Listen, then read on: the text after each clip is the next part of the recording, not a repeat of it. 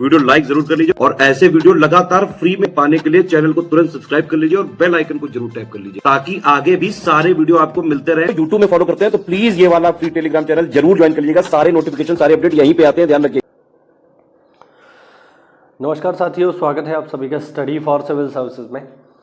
ये क्लास है हमारी मॉडर्न इंडिया की और मॉडर्न इंडिया में जो हमारा टॉपिक चल रहा है जिसको हम डिस्कस करेंगे वो है आज नेहरू रिपोर्ट। आज हम नेहरू रिपोर्ट के बारे में बातचीत करेंगे, इसको समझेंगे, जानेंगे और देखेंगे कि ये क्या चीज़ है। देखो भाई, नेहरू रिपोर्ट को समझने से पहले आपको समझना पड़ेगा साइमन कमीशन को।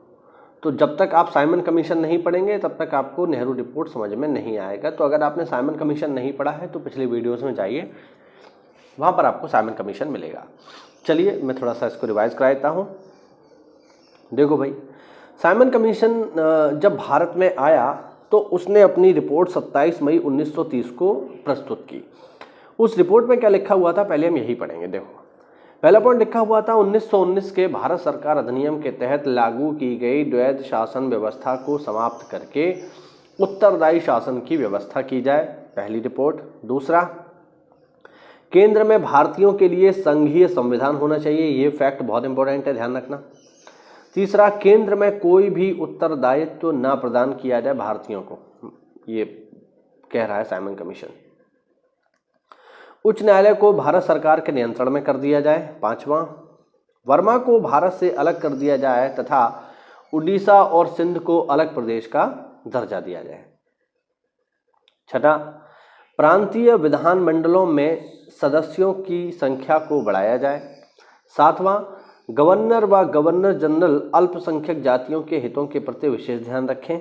और आठवां, प्रत्येक 10 साल बाद पुनरीक्षण के लिए एक संविधान आयोग की नियुक्ति की व्यवस्था को समाप्त कर दिया जाए तथा भारत के लिए एक ऐसा लचीला संविधान बनाया जाए जो अपने आप से, जो स्वयं से विकसित हो।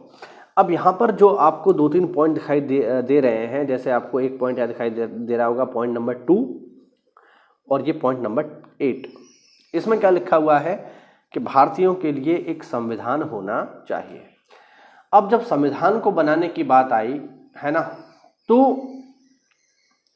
साइमन कमीशन कह रही है कि एक संविधान होना चाहिए और भारतीय लोग सदैव से जो है संविधान बनाने की बात हमेशा से कर रहे हैं।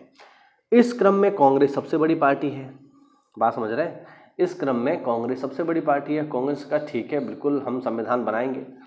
और जब कांग्रेस द्वारा इस चीज़ को थोड़ा बढ़ावा दिया गया कि संविधान हम बना सकते हैं, हमें बनाना है, ऐसे में साइमन कमीशन ने कांग्रेस का यह कह करके, या अंग्रेजों ने कांग्रेस का यह कह करके उपहास उड़ाया कि आप ऐसा कोई संविधान नहीं बना सकते जिसको सभी लोगों का समर्थन प्राप्त हो। यानी ये सीधे सीधे चैलेंज था कांग्रेस के लिए कि अगर तुम में ताकत है तो कोई संविधान बना करके दिखाइए। ऐसा चैलेंज दिया अंग्रेजों ने कांग्रेस को। तब कांग्रेस ने संविधान का एक ड्राफ्ट तैयार करने के लिए, एक मसौदा तैयार करने के लिए एक कमेटी बनाई जिसका नाम है नेहरू कमेटी। और नेहरू कमेटी ने जो रिपोर्ट लगाई उस रिपोर्ट को हम कहते हैं नेहरू रिपोर्ट। तो वही सब है। 1927 में नेहरू रिपोर्ट को तैयार किया गया, मतलब साइमन कमीशन के प्रति उत्तर में, क्योंकि साइमन कमीशन ने कहा था कि एक संविधान बना के दिखाओ, तुम में ताकत है। तो हमने कहा ठीक है, हम बना के दिखाएंगे। तो उस वक्त तैयार की गई नेहरू रिपोर्ट, जिसमें भारत के लिए नए डोमेनियन संविधान का खाका था। इसे तैयार करने वाली सर्वदलीय समिति के अध्यक्ष मोतीलाल नेहरू थे। ठीक है, जो समिति बनी, जो नेहरू समिति बनी, इसके अध्यक्ष कौन थे? मोतीलाल नेहरू। जवाहरलाल नेहरू इसके सचिव थे। 2 मुसलमानों सहित कुल 9 अन्य लोग इसमें शामिल थे। ठीक है, यानी ये सारे के सारे मेंबर हैं। ठीक, एक अध्यक्ष, एक सचिव, 2 ये, 2 मुसलमान, 4 ये और 9 अन्य, यानी कुल 13 लोग इसमें शामिल हैं। ठीक है, मतलब ठीक है, 13 नहीं, टोटल 11 ही लोग होंगे क्योंकि ये दोनों इसी में सम्मिलित हैं। तो टोटल 11 लोग इसमें शामिल हैं। 11 नहीं, सॉरी, मैं इसमें कंफ्यूज हो रहा हूँ। इसमें सदस्य संख्या 9 ही रहेगी। ठीक है, एक बार इसको देख लेना आप लोग। सदस्य संख्या कुल 9 लोग हैं इसमें। ये सब मैंने इन सबको ऐड कर दिया, ऐसा नहीं करना है। टोटल मेंबर 9 ही है इसमें, एक बार आप लोग इसको देख लेना। चलिए, भारतीय संविधान का मसौदा तैयार करने की दिशा में ये भारतीयों का पहला प्रयास था। अब जैसे ही ये रिपोर्ट आई तो इस रिपोर्ट में एक पॉइंट ये था नेहरू रिपोर्ट में कि भारत को औपनिवेशिक राज्य का दर्जा मिलना चाहिए। जैसे ही ये बात बाहर आई कि भारत का दर्जा औपनिवेशिक राज्य का होना चाहिए, वैसे ही नेहरू रिपोर्ट का विरोध होने लगा। क्यों होने लगा? क्योंकि अब हमें औपनिवेशिक राज्य नहीं चाहिए, ये महत्वपूर्ण चीज़ है। औपनिवेशिक राज्य की मांग तो बहुत पुरानी है, बाल गंगाधर तिलक के समय की है। अब ये समय काफ़ी बीत चुका है, तो ऐसे में अब हमारी डिमांड पूर्ण स्वराज की थी। अब हमें औपनिवेशिक राज्य नहीं चाहिए। औपनिवेशिक राज्य का मतलब होता है टूटी फूटी आज़ादी। यानी औपनिवेशिक राज्य साथियों वे राज्य होते हैं जहाँ का राष्ट्राध्यक्ष कोई विदेशी होता है। अभी भी बहुत सारे देश ऐसे हैं जो आज के समय पर औपनिवेशिक राज्य के उदाहरण हैं। एग्जाम्पल के लिए ऑस्ट्रेलिया। ऑस्ट्रेलिया एक औपनिवेशिक राज्य का उदाहरण है। ध्यान रखना, आपने कभी नहीं सुना होगा कि ऑस्ट्रेलिया के राष्ट्रपति का क्या नाम है। सुना है क्या? क्योंकि होता नहीं है, वो आज भी इंग्लैंड का कहीं ना कहीं गुलाम है।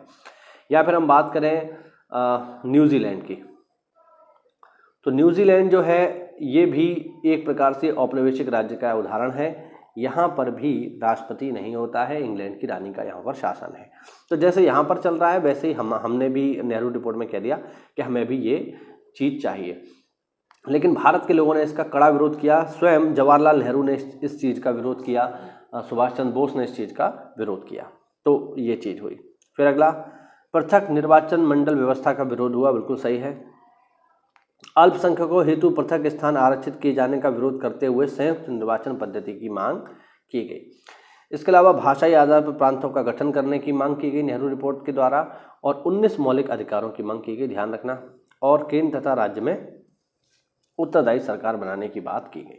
ये सारी मांगें ठीक थी, लेकिन इसका जो विरोध हुआ जिस बात पर, वो बात है भारत को औपनिवेशिक राज्य का दर्जा दिया जाए।